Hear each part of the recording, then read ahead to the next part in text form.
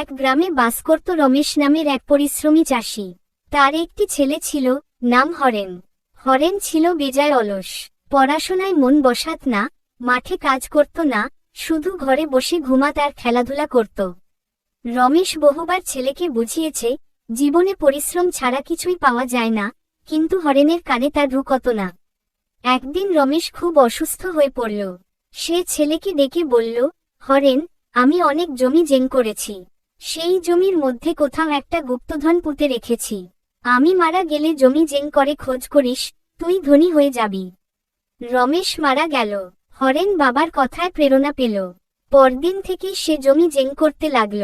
সকাল থেকে সন্ধ্যা পর্যন্ত মাঠে কাজ করল, প্রতিটি ইঞ্চি জমি খুঁড়ে ফেলল, কিন্তু কোথাও গুপ্তধন পেল না। হতাশ হয়ে বাড়ি ফিরল।